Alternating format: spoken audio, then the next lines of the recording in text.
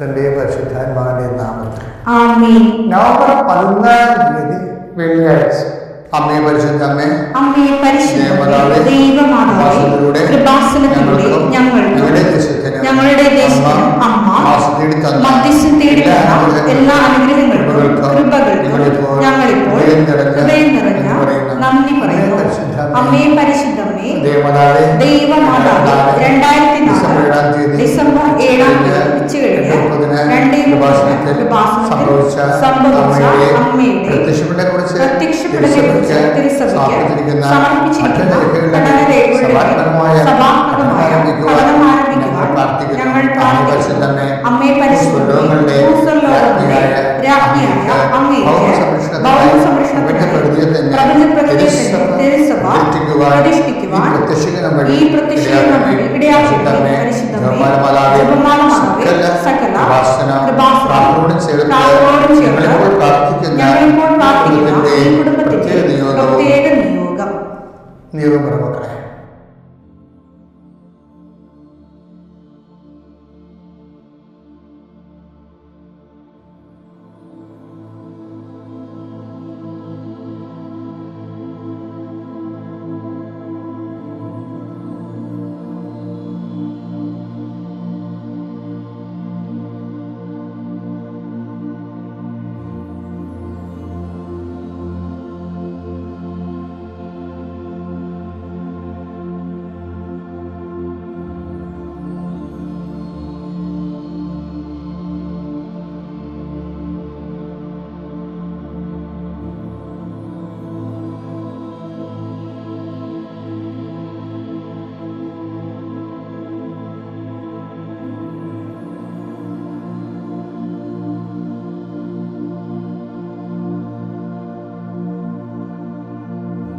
അമ്മയുടെ പ്രത്യക്ഷീകരണത്തിന്റെ ഈ അനുഗ്രഹവേളയിൽ ഞങ്ങൾക്ക് സാധിച്ചു തരുവാൻ കനിയണമേ. ആമേൻ. വിശ്വാസപ്രമാണം. സർവശക്തനായ പിതാവും ആകാശത്തിന്റെയും ഭൂമിയുടെയും സൃഷ്ടാവുമായ ദൈവത്തിൽ ഞാൻ വിശ്വസിക്കുന്നു. അവിടുത്തെ ഏകപുത്രനും ഞങ്ങളുടെ കർത്താവുമായ ഈശോമിശിഹായിലും ഞാൻ വിശ്വസിക്കുന്നു. ഈ പുത്രൻ പരിശുദ്ധാത്മാവിനാൽ ഗർഭസ്ഥനായി കന്യകാമറിയത്തിൽ നിന്ന് പിറന്ന് പൊന്തിയോസ് പീലാത്തോസിന്റെ കാലത്ത് പീഡകൾ സഹിച്ച് കുരിശിൽ തറയ്ക്കപ്പെട്ട് മരിച്ച് അടക്കപ്പെട്ട് പാതാളങ്ങളിൽ ഇറങ്ങി മരിച്ചവരുടെ ഇടയിൽ നിന്ന് 3-ാം നാൾ ഉയർത്ത് സ്വർഗത്തിലേക്ക് എഴുന്നള്ളി സർവശക്തിയുള്ള പിതാവായ ദൈവത്തിന്റെ വലതുഭാഗത്തിരിക്കുന്നു. അവിടെ നിന്ന് ജീവിക്കുന്നവരെയും മരിച്ചവരെയും വിധിക്കുവാൻ വരുമെന്നും ഞാൻ വിശ്വസിക്കുന്നു. പരിശുദ്ധാത്മാവിലും ഞാൻ വിശ്വസിക്കുന്നു. വിശുദ്ധ കത്തോലിക്കാ സഭയിലും പുണ്യവാന്മാരുടെ ഐക്യത്തിലും പാപങ്ങളുടെ മോചനത്തിലും ശരീരത്തിന്റെ ഉയർപ്പിലും നിത്യമായ ജീവിതത്തിലും ഞാൻ വിശ്വസിക്കുന്നു. ആമേൻ. സുഖസ്ഥനായ ഞങ്ങളുടെ പിതാവേ, അങ്ങയുടെ നാമം പൂജിതമാകണമേ. അങ്ങയുടെ രാജ്യം വരണമേ. അങ്ങയുടെ തിരുമനസ് സ്വർഗത്തിലെ പോലെ ഭൂമിയിലുമാകണമേ. അന്നു വേണ്ടുന്ന ആഹാരം ഇന്ന് ഞങ്ങൾക്ക് തരണമേ. ഞങ്ങളോട് തെറ്റ് ചെയ്യുന്നവരോട് ഞങ്ങൾ ക്ഷമിക്കുന്നത് പോലെ ഞങ്ങളുടെ തെറ്റുകൾ ഞങ്ങളോടും ക്ഷമിക്കണമേ. ഞങ്ങളെ പ്രലോഭനത്തിൽ ഉൾപ്പെടുത്തരുതേ, തിന്മയിൽ ഞങ്ങൾ രക്ഷിക്കണമേ. ആമേൻ. കർത്താവ് അങ്ങയുടെ കൂടെ സ്ത്രീകളിൽ അനുഗ്രഹിക്കപ്പെട്ടവളാകുന്നു. അങ്ങയുടെ ഉദരത്തിൻ ഫലമായി ഈശോ അനുഗ്രഹിക്കപ്പെട്ടവനാകുന്നു. പരിശുദ്ധ മറിയമേ, തമ്പുരാന്റെ അമ്മേ, പാപികളായ ഞങ്ങൾക്ക് വേണ്ടി ഇപ്പോഴും ഞങ്ങളുടെ മരണസമയത്തും തമ്പുരാനോട് അപേക്ഷിക്കണമേ. ആമേൻ. കർത്താവിന്റെ ഉന്നതമായ നാമത്തിന് സ്വീകരിച്ചു. കർത്താവിന്റെ വിശുദ്ധ പൗരോഹിത്യത്തെ മഹത്വപ്പെടുത്തുക. കർത്താവ് സഭയിലുള്ള സാന്നിധ്യം പ്രകടമാക്കും. 39 വർഷം ഞാൻ അർപ്പിച്ച കൃപാന എഴുതിയ കൃപാസ്ഥാനത്താരെ ജീവനോടെ പ്രത്യക്ഷപ്പെട്ട പരിശുദ്ധ അവിടെ മാധ്യസ്ഥാൻ പിതാവിന്റെയും പുത്രന്റെയും പരിശുദ്ധാത്മാവിന്റെ നാമത്തിൽ ഞാൻ നിങ്ങളെ ആശീർവദിക്കും. കർത്താവ്, അങ്ങയുടെ മക്കൾ ഇന്ന് സഞ്ചരിക്കുന്ന ഓരോ വഴികളെ നീ ആശീർവദിക്കണം. കർത്താവെ, അങ്ങയുടെ മക്കൾ ഇന്ന് കണ്ടുമുട്ടുന്ന ഓരോ വ്യക്തികളിലും കർത്താവിൻ്റെ ശക്തി നിറയട്ടെ. കർത്താവെ, അങ്ങയുടെ മക്കൾ ഇന്ന് യാത്ര തിരിക്കുന്ന ലക്ഷ്യം വെക്കുന്ന ഓരോ ലക്ഷ്യങ്ങളും കർത്താവിൻ്റെ നാമത്തിൽ സാധിക്കുകയും അനുഗ്രഹം പ്രാപിക്കുകയും ചെയ്യട്ടെ. ഇന്നത്തെ എല്ലാ ഉത്തരവാദിത്തം നിറവേറ്റിക്കൊണ്ട് നിങ്ങൾ രാത്രി തിരിച്ചു വരുമ്പോഴേ സമാധാന ഹൃദയത ഉണ്ടാകാൻ ഇടയാകേണ്ടത് പ്രാർത്ഥിക്കുന്നു. നിത്യപിതാമത്തൊന്നും പരിശുദ്ധാത്മാശ്രയിക്കുക. നമ്മൾ പറഞ്ഞത് അറിയാമോ? അത് നമ്മളെ എഞ്ചിനൊക്കെ നോക്കിക്കഴിഞ്ഞാൽ ഇന്നലെ കണ്ടത് എന്താണ്? ഇന്നലെ കണ്ടത് അപ്ലൈറ്റിനെ കുറിച്ചാണ് പറഞ്ഞത് അല്ലേ? വേസ്റ്റ് വാട്ടർ എഴുതി ഒഴുകി പോകാനുള്ള ഒരു എഞ്ചിൻ ഉണ്ടെങ്കിൽ, ഒരു കിച്ചൺ ഉണ്ടെങ്കിൽ ഒക്കെ കണ്ടിട്ടുണ്ടാകും. അതുപോലെ തന്നെയാണ് ഒരു എഞ്ചിൻ ഉണ്ടെങ്കിൽ ഈ പുക പോകാൻ വേണ്ടിയുള്ള വേറെ ഒരു എക്സോസ്റ്റ് പൈപ്പൊക്കെ പോലുള്ള സംഭവിക്കുക. അതിനാണ് ഈ എഞ്ചിൻ ഹീറ്റ് പുറപ്പെടുവിക്കുമ്പോൾ ഓവർ ഹീറ്റായിട്ട് വരുന്നത് തണുക്കാൻ വേണ്ടി, ഹീറ്റ് തള്ളിക്കളയാൻ വേണ്ടിയാണ് എക്സോസ്റ്റ് പൈപ്പ്. ആ എക്സോസ്റ്റ് പൈപ്പ് വേറൊരു സംഭവമാണ്, വേസ്റ്റ് വാട്ടർ ബാലൻസുള്ള ഒരു സംഭവമാണ്. എക്സോസ്റ്റ് പൈപ്പ് കൊണ്ട് ഓവർ ഗ്യാസ്, ഓവർ ഹീറ്റ് പോകാൻ വേണ്ടി. അതുപോലെ അധ്യാത്മ ജീവിതത്തിൽ ജീവിച്ചു വരുമ്പോൾ ഒരു എക്സോസ്റ്റ് പൈപ്പ് ഉണ്ട് ഓവർ ഹീറ്റ് തള്ളിക്കളയാൻ വേണ്ടി. എന്താണെന്നറിയാമോ? ഞാൻ നിങ്ങളോട് പറയുന്നു, അധാർമിക സമ്പത്ത് കൊണ്ട് നിങ്ങൾക്കായി സ്നേഹിതരെ സമ്പാദിച്ചുകൊള്ളുവിൻ. അത് നിങ്ങളെ കൈവെടിയുമ്പോൾ അവർ നിങ്ങളെ നിത്യ കൂടാരങ്ങളിൽ സ്വീകരിക്കും. അധാർമിക സമ്പത്തിന്റെ കുഴപ്പം നമ്മളെ റിജക്ട് ചെയ്യാതിരിക്കാൻ വേണ്ടി ഒരു എക്സോസ്റ്റ് പൈപ്പ് വെച്ചിരിക്കുകയാണ്. എന്താണ്? അതായത് അപകരമായ പണം കയ്യിലുണ്ടെങ്കിൽ അത് ഫുള്ളായിട്ട് കൊടുത്ത് ചാപ്റ്റർ ക്ലോസ് ചെയ്യണം. പിന്നെ നിങ്ങൾ കൊടുക്കത്തില്ലെന്ന് ഞാൻ പറയത്തില്ല, നിങ്ങൾ കൊടുക്കും. ഞാൻ കാര്യം ചെയ്യട്ടെ, പാമ്പ് കടിച്ചു, നമ്മൾ എന്ത് ചെയ്യും? ആ രക്തം ഒഴുക്കിക്കളയും. എന്തുമാത്രം ഒഴുക്കും? പകുതി ഒഴുക്കിയേക്കാം, പകുതി അവിടെ ഇരിക്കട്ടെ.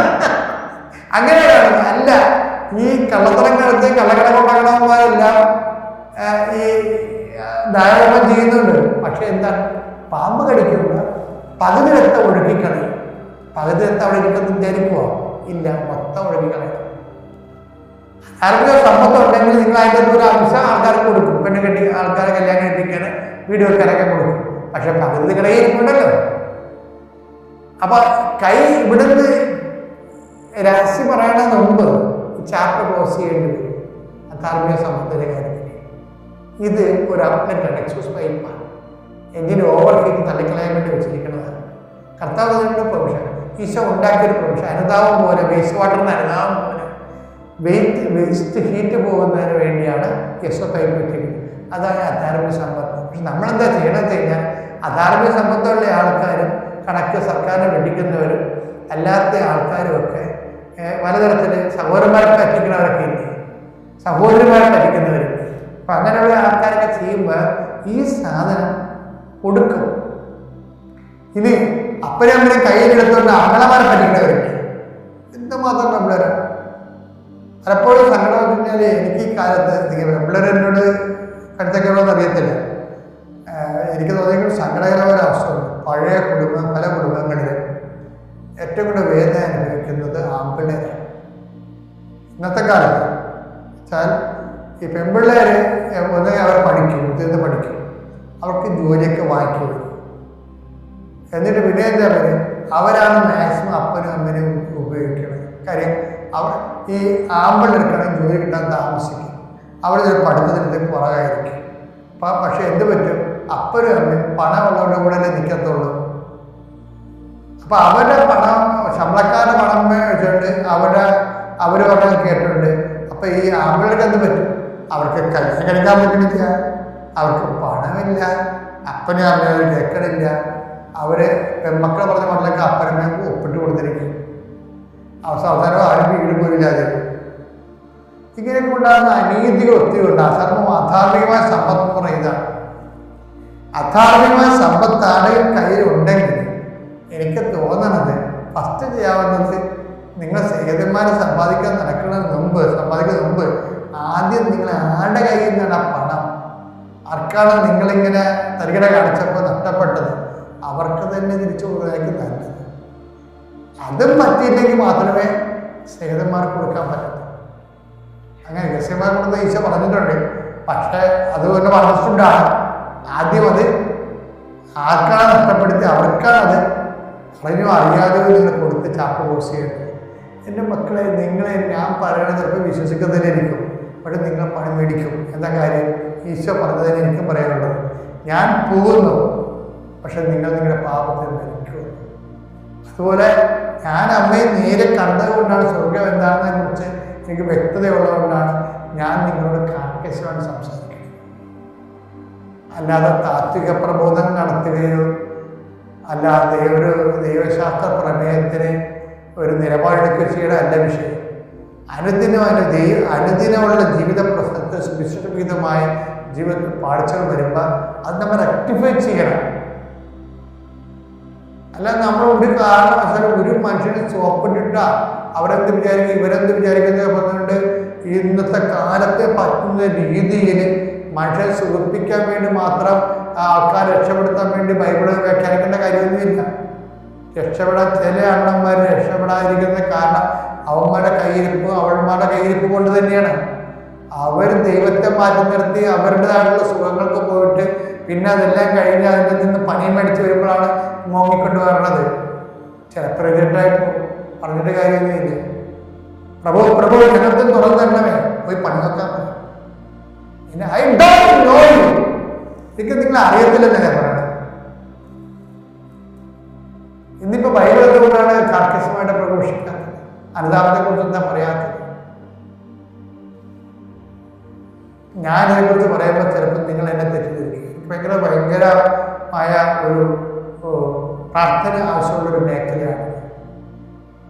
അതായത് ആത്മീയ വിഷയം കൈകാര്യം ചെയ്യുന്ന എല്ലാവർക്കും കൃത്യമായ ദിശാബോധങ്ങൾ ഉണ്ടാകാനും ക്രിസ്തു എന്ന് പറഞ്ഞ ആളിൻ്റെ രക്തത്തിൻ്റെ വിലക്ക് പ്രതികാരം ചെയ്യാനുള്ള ഒരു ഒരു പ്രതിബദ്ധത നമുക്കുണ്ടാകും. സഭയുടെ പേരിൽ വരുന്നുണ്ടെങ്കിൽ ആത്മരക്ഷയായിരിക്കണം ആദ്യത്തെ. ആത്മരക്ഷയ്ക്ക് എന്ന് പറഞ്ഞാൽ വേറെ ഒരു കാര്യത്തിനും വലിയ പ്രാധാന്യമൊന്നുമില്ല. മത്തായി 7:22. അന്ന് പലരും എന്നോട് ചോദിക്കും, കർത്താവേ കർത്താവേ കർത്താവേ, ഞങ്ങൾ നിന്റെ നാമത്തിൽ പ്രവചിക്കുകയും നിന്റെ നാമത്തിൽ പിശാചുക്കളെ പുറത്താക്കുകയും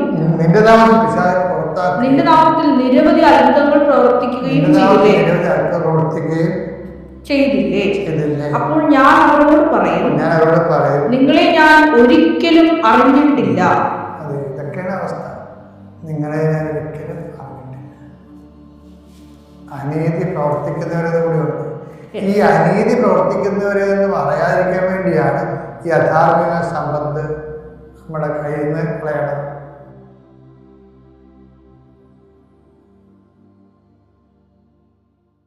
അത്യപൂർവ ദൈവാനുഗ്രഹം